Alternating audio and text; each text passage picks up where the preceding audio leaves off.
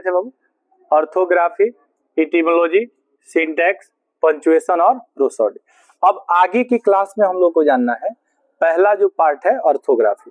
पहला पार्ट का नाम बताइए, ऑर्थोग्राफी। तो हम लोग आज स्टार्ट करने वाले हैं पहला पार्ट स्टार्ट करने वाले हैं जिसका नाम होगा ऑर्थोग्राफी। ऑर्थोग्राफी का दूसरा नाम जो होता है ना फोनोलॉजी होता है, फोनोलॉजी। ऑर्थोग्राफी का दूसरा नाम फोनोलॉजी होता है। इसको हिंदी में कहते हैं बाबू वर्ण विचार। क्या कहते हैं? वर्ण विचार कहते हैं। ठीक है, हिंदी में क्या कहेंगे? वर्ण विचार कहते हैं। अब आप जानते हैं कि जो वर्ण होता है, जो क्या होता है? वर्ण होता है या अक्षर होता है। वर्ण या क्या? अक्षर। इसको हम लोग इंग्लिश में लेटर्स कहते हैं। क्या कहते हैं बाबू? लेटर्स कहते हैं। तो जिसमें हम लेटर्स का अध्ययन करते हैं उसी को हम लोग कहते हैं ऑर्थोग्राफी या फोनोलॉजी। अब ऑर्थोग्राफी या फोनोलॉजी ग्रामर का पहला भाग होता है जिसमें हम लेटर्स का क्या करते हैं? अध्ययन करते हैं। तो लेटर्स का अध्ययन करेंगे तो उसी को कहेंगे ऑर्थोग्राफी या फोनोलॉजी।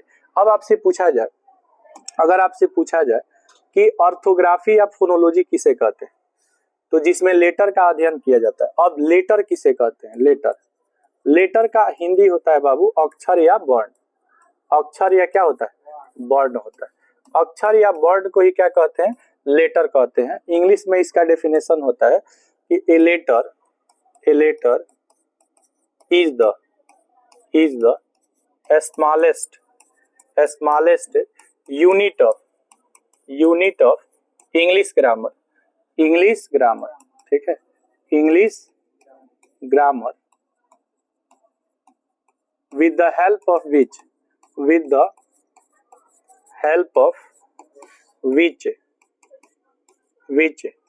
write an English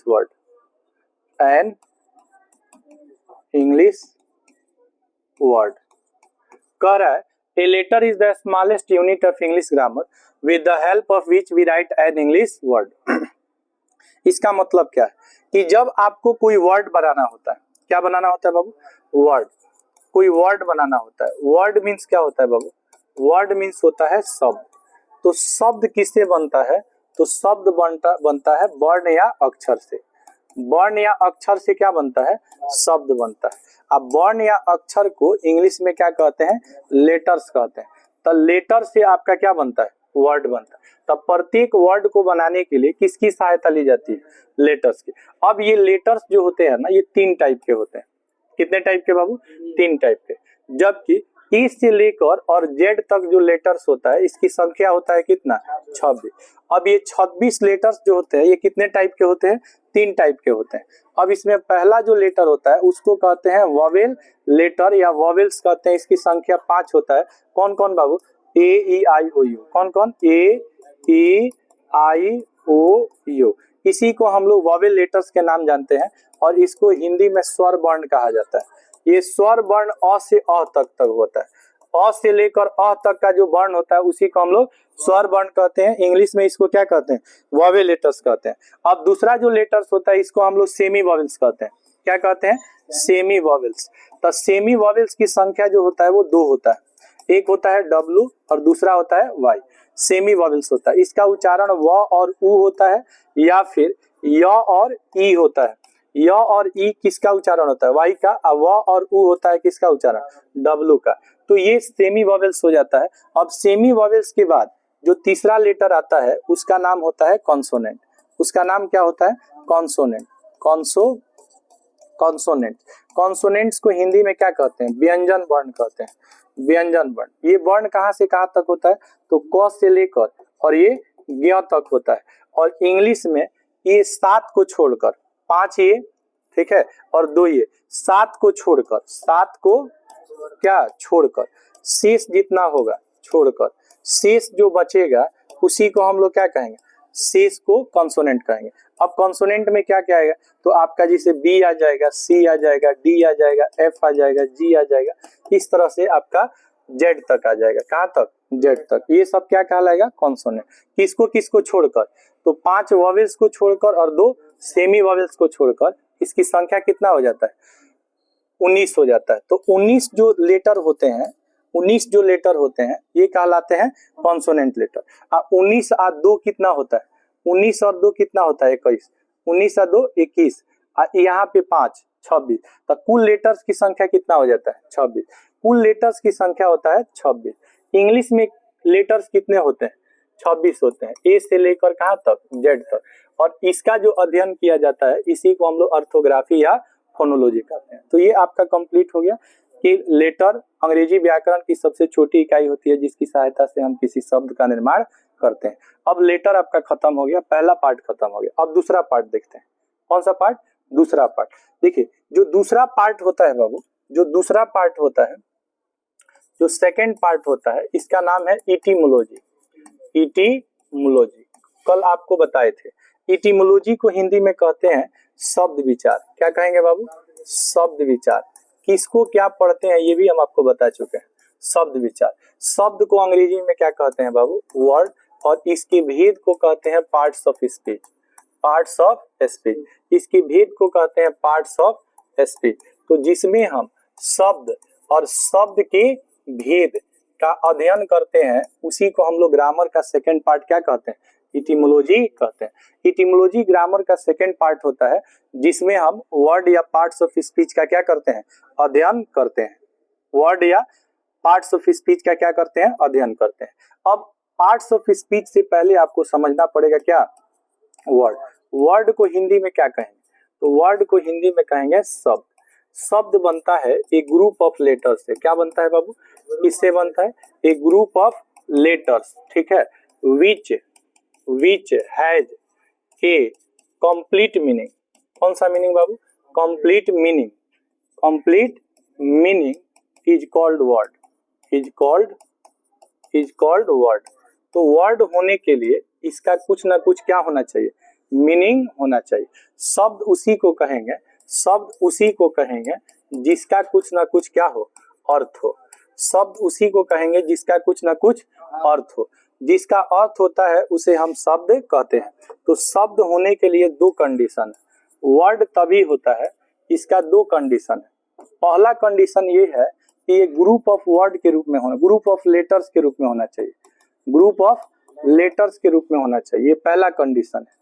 और दूसरा कंडीशन ये है कि इसका एक कंप्लीट मीनिंग होना चाहिए। क्या होना चाहिए, एक कंप्लीट मीनिंग होना चाहिए। अगर ये दो चीज है तो उस ग्रुप ऑफ लेटर्स को हम लोग वर्ड कह सकते हैं। जैसे अगर आप कहते हैं एजुकेशन, एजुकेशन, तो एजुकेशन का कुछ अर्थ होता है बाबू। क्या अर्थ होता है एजुकेशन का, एजुकेशन मीन्स क्या होता है, शिक्षा। अब इसमें आपको पांचों वॉवेल्स मिल जाएगा, ए ई आई ओ यू। एक ऐसा वर्ड बताइए जिसमें पांचों वॉवेल्स मिलते हैं, एजुकेशन। एजुकेशन में देखिए सी के बाद क्या है, ए, तो आपको ए मिल गया। ई स्टार्टिंग में है, ई के बाद आई, तो टी के बाद देखिए क्या है, आई है। उसके बाद ओ, तो आई के बाद क्या है, ओ है। इसके बाद क्या है, ई, इसके बाद यू, तो डी के बाद क्या है, यू। एजुकेशन एक ऐसा वर्ड है, एक ऐसा वर्ड है जिसमें आपको पांचों वॉवेल्स मिल जाते हैं, ठीक है। तो वर्ड किसे कहते हैं, वर्ड होने के लिए कितना कंडीशन है, दो। एक तो ये ग्रुप ऑफ लेटर्स होना चाहिए, ये ग्रुप ऑफ लेटर्स है कि नहीं, लेटर से मिलकर ही आपका क्या बनता है, वर्ड बनता है। ये लेटर्स है, ये क्या है, लेटर्स है। कौन सा लेटर्स है बाबू, वॉवेल। लेटर की सहायता से ही आपका क्या बनता है, वर्ड। तो आप इसको क्या कह सकते हैं, वर्ड। वर्ड का जो अर्थ होता है उसको हम लोग कहते हैं मीनिंग। तो शिक्षा कहलाएगा मीनिंग, एजुकेशन कहलाएगा वर्ड। उसी तरह मान लीजिए कि अगर आप हेल्थ लिखेंगे, क्या लिखेंगे, हेल्थ लिखेंगे, तो हेल्थ का अर्थ होता है स्वास्थ्य। क्या होता है बाबू, स्वास्थ्य। तो स्वास्थ्य हो गया क्या, मीनिंग। स्वास्थ्य क्या हो गया, मीनिंग। हेल्थ क्या हो गया, वर्ड। जब आप इसको कहेंगे HEELTH, तो इसको कहेंगे स्पेलिंग। क्या कहेंगे, स्पेलिंग। स्पेलिंग, स्पेलिंग को हिंदी में वर्तनी कहा जाता है। क्या कहा जाता है, वर्तनी। वर्तनी, स्पेलिंग का हिंदी क्या होता है, वर्तनी होता है। तो आप याद रखेंगे कि a group of letters which has a complete meaning is called word. यानी कि वर्णों या अक्षरों के सार्थक मेल को ही क्या कहते हैं, शब्द कहते हैं। अब शब्द के भी भेद होते हैं। जैसे लेटर के कितने भेद होते हैं बाबू, लेटर कितने टाइप के, 3, वॉवेल, सेमी वॉवेल और कॉन्सोनेंट। उसी तरह वर्ड होता है 8 तरह का। वर्ड कितने तरह का? 8 तरह का वर्ड होता है। वर्ड कितने तरह का होता है बाबू? 8 तरह का वर्ड होता है। देखिए कौन कौन 8 तरह का वर्ड कौन कौन होता है? 8 तरह का वर्ड कौन कौन होता है? 8 तरह का वर्ड कौन कौन होता है? ध्यान देंगे। 8 तरह का जो वर्ड होता है ना, इसको एक बार में हम लोग पार्ट्स ऑफ स्पीच कहते हैं। क्या कहते हैं बाबू? Parts of speech. आप लोग नाम सुने होंगे, पार्ट्स ऑफ स्पीच नाम सुने हैं। पार्ट्स ऑफ स्पीच को हिंदी में कहेंगे शब्द भेद। क्या कहेंगे बाबू? शब्द भेद। तो इसके पहले हम आपको शब्द बताएं कि वर्णों या अक्षरों के मेल को शब्द कहते हैं। A group of letters which has a complete meaning is called word. यहाँ पे देखिए, a group of letters which has a complete meaning is called word. तो वर्ड का डेफिनेशन क्या हो गया कि अक्षरों के या वर्णों के सार्थक मेल को ही क्या कहते हैं?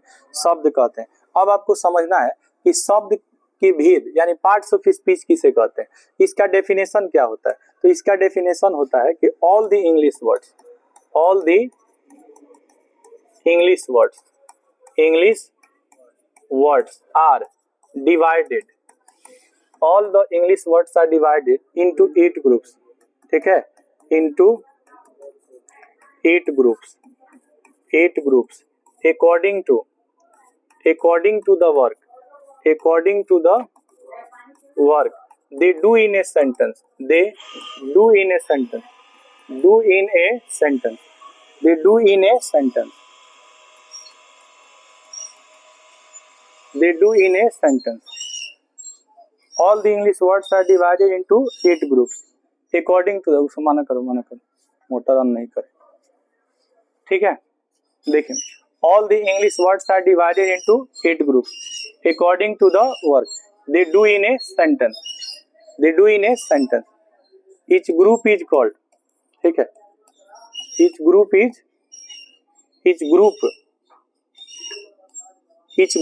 called, ठीक है, is called parts of speech, parts of speech.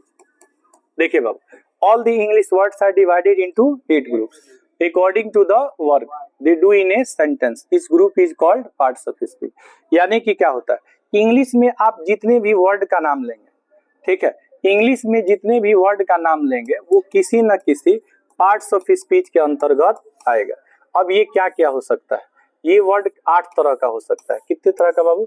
8 तरह का वर्ड हो सकता है। कितने तरह का वर्ड हो सकता है? 8 तरह का। क्या क्या होगा बताइए। पहला जो वर्ड होगा वो आपका नाउन होगा। पहला वर्ड क्या होगा बाबू? पहला वर्ड होगा नाउन। पहला वर्ड होगा नाउन, जिसको हिंदी में क्या कहिएगा? संज्ञा। नाउन को हिंदी में कहेंगे संज्ञा, प्रोनाउन को सर्वनाम।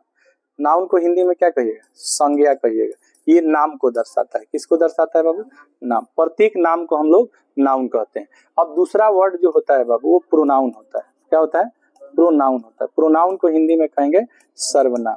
ये नाउन के बदले आता है। नाउन के बदले आने वाले शब्द को प्रोनाउन कहते हैं, और जो नाम को दर्शाता है उसे नाउन कहते हैं। जो नाम को दर्शाता है उसको नाउन कहते हैं। तीसरा जो वर्ड होता है वो होता है बाबू एडजेक्टिव। क्या होता है? एडजेक्टिव। एडजेक्टिव को हिंदी में कहते हैं विशेषण।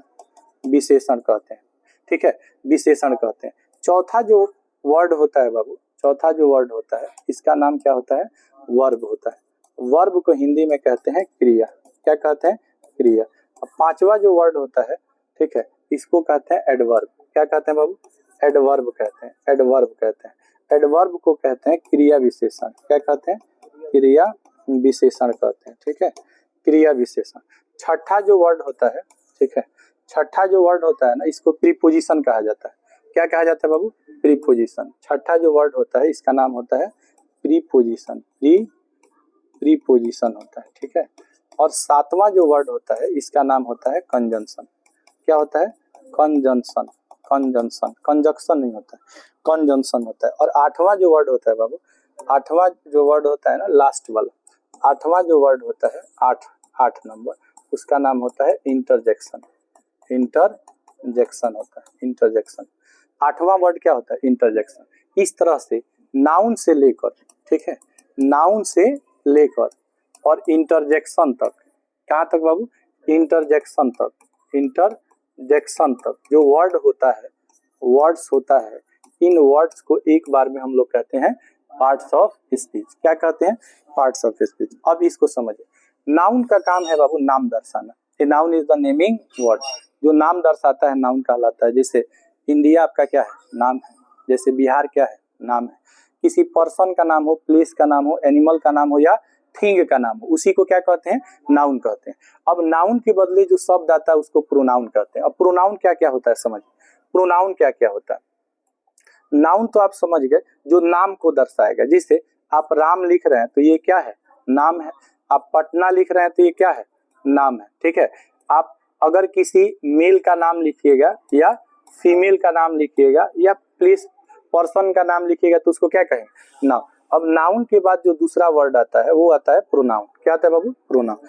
प्रोनाउन में कौन कौन सा वर्ड आता है, देखिए प्रोनाउन में कौन कौन सा वर्ड आता है। तो जैसे आई को क्या कहेंगे, प्रोनाउन। वी को प्रोनाउन, यू को प्रोनाउन, ही को प्रोनाउन, सी को प्रोनाउन, इट को प्रोनाउन और दे को प्रोनाउन कहते हैं। तो ये हो गया आपका नाउन, ठीक है, और ये क्या हो गया, प्रोनाउन। अब इसके बाद एडजेक्टिव आता है बाबू। क्या आता है, एडजेक्टिव। एडजेक्टिव क्या होता है समझ, एडजेक्टिव किसे कहेंगे। तो जैसे आप कहीं पे पुअर देखते हैं या फिर रिच देखते हैं, ठीक है, या आप हैप्पी देखते हैं या फिर आप सैड देखते हैं, तो इन वर्ड को हम लोग क्या कहेंगे, एडजेक्टिव, एडजेक्टिव कहेंगे। इसके बाद आपका क्या आता है बाबू, वर्ब। क्या आता है, वर्ब। वर्ब में आप देखते हैं कहीं पे गो लिखा रहता है, कहीं पे कॉम लिखा रहता है, कहीं पे सीट लिखा रहता है। तो गो मीन्स जाना, कॉम मीन्स आना, सीट मीन्स बैठना, ये सब क्या कहलाएगा, वर्ब कहलाएगा। वर्ब जो होता है इसके अंत में हमेशा हिंदी में ना रहता है। जाना, खाना, हंसना, गाना, रोना, जीना, मरना, ये सब क्या है, वर्ब है। अब पांचवा जो आपका वर्ड आता है, पांचवा जो वर्ड आता है ना, उसका नाम क्या होता है, पांचवा जो वर्ड है इसका नाम क्या है, एडवर्ब। एडवर्ब में आप देखिएगा कहीं आप वेरी का प्रयोग करते हैं, कहीं पे आप मोस्ट का प्रयोग करते हैं, कहीं पे आप एक्सट्रीमली का यूज करते हैं, एक्सट्रीमली। इन वर्ड्स को हम लोग क्या कहते हैं, एडवर्ब कहते हैं। क्या कहते हैं, एडवर्ब कहते हैं। अब इसके बाद आता है आपका बाबू कौन सा, प्रीपोजिशन। क्या आता है, प्रीपोजिशन क्या है, जैसे एट का प्रयोग करते हैं या इन का प्रयोग करते हैं या इनटू का प्रयोग करते हैं या टू का प्रयोग करते हैं या फॉर का प्रयोग करते हैं, इन सबको क्या कहते हैं, प्रीपोजिशन। क्या कहते हैं, प्रीपोजिशन। अब प्रीपोजिशन के बाद आपका कौन सा वर्ड बच रहा है, कंजंक्शन। क्या बच रहा है बाबू, कंजंक्शन। अब कंजंक्शन क्या होता है, कंजंक्शन का काम जोड़ना होता है। जैसे एंड क्या कहलाता है, कंजंक्शन। इफ क्या कहलाता है, कंजंक्शन। बिकॉज, बिकॉज कहलाता है कंजंक्शन। सो क्या कहलाता है, कंजंक्शन। कंजंक्शन का काम होता है जोड़ना। अब आपको क्या बचा बाबू, इंटरजेक्शन। इंटरजेक्शन में आप देखिए कहीं पे आप आह का प्रयोग करते हैं, कहीं ओह का प्रयोग करते हैं, कहीं अल्लाह का प्रयोग करते हैं, कहीं वाउ का प्रयोग करते हैं, कहीं ब्रेवो का प्रयोग करते हैं। इन वर्ड्स को क्या कहते हैं, इंटरजेक्शन। क्या कहते हैं, इंटरजेक्शन। तो देखिए आप याद रखिएगा, a group of letters which has a complete meaning is called word. यानी अक्षरों के सार्थक मेल को क्या कहते हैं, शब्द कहते हैं। अब शब्द के कितने भेद होते हैं बाबू, शब्द के कितने भेद होते हैं, 8। कहां से कहां तक, नाउन से लेकर इंटरजेक्शन तक। नाउन से लेकर कहां तक, इंटरजेक्शन। पार्ट्स ऑफ स्पीच में कितने तरह के वर्ड्स आते हैं, 8 तरह। पहला वर्ड का नाम बताइए, नाउन। हिंदी में क्या कहेंगे, संज्ञा, संज्ञा, ठीक है। और दूसरा प्रोनाउन, प्रोनाउन को क्या कहेंगे, सर्वनाम। तीसरा को क्या कहेंगे, एडजेक्टिव, एडजेक्टिव को क्या कहेंगे, विशेषण। चौथा को वर्ब, वर्ब को क्रिया। पांचवा एडवर्ब, एडवर्ब को क्रिया विशेष। छठा प्रीपोजिशन, प्रीपोजिशन को कहेंगे संबंध बोधक अव्यय। क्या कहेंगे, संबंध बोधक अव्यय। अब अगला होगा कंजंक्शन, इसको कहेंगे विस्मयादि बोधक अव्यय। क्या कहेंगे, विस्मयादि बोधक अव्यय। और ये कंजंक्शन को कहेंगे समुच्चय बोधक अव्यय। ठीक है, कंजंक्शन को कहेंगे समुच्चय बोधक अव्यय और इंटरजेक्शन को कहेंगे विस्मयादि बोधक अव्यय, विस्मयादि बोधक अव्यय। तो ये दूसरा पार्ट हो जाता है। कौन सा पार्ट हो जाता है, दूसरा पार्ट हो जाता है। बात समझ रहे हैं। तो 2 पार्ट हम लोग कंप्लीट किए, एक ऑर्थोग्राफी और एक क्या, एक तो ऑर्थोग्राफी पढ़े लेटर और एक इटिमोलॉजी पढ़े, जिसमें हम लोग वर्ड्स के बारे में अध्ययन कर ले। अब नेक्स्ट क्लास में हम लोग देखेंगे किसके बारे में, सेंटेंस के बारे में। ठीक है, सेव कर दो उसको।